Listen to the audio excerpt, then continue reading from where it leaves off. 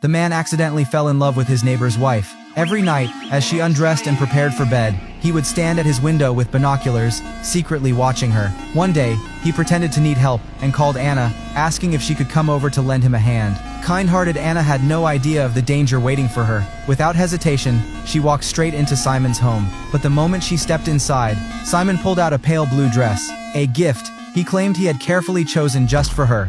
This reminded me of the one you were wearing the other night, so I had to buy it for you. I can't accept that.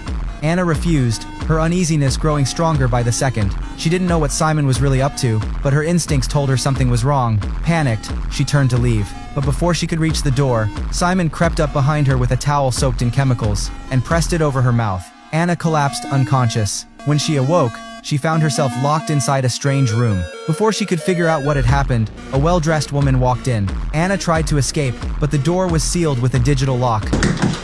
What's the code? Only Simon knows the code.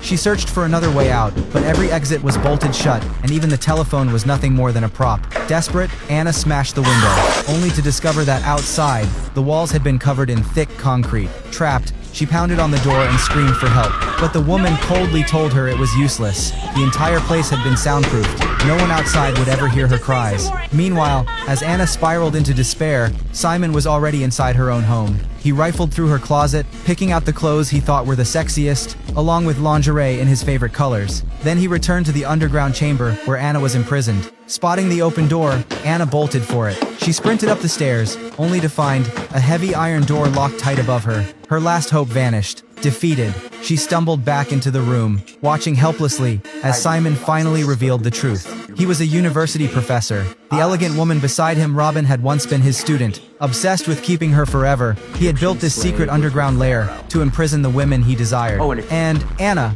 from the very first day she moved in, had already been chosen as his next target. Meanwhile, her husband had just come home from work, but no matter where he looked, he couldn't find Anna. After their heated argument the night before, he assumed she had stormed off in anger. What he could never imagine was that his wife was already being held captive by the neighbor next door.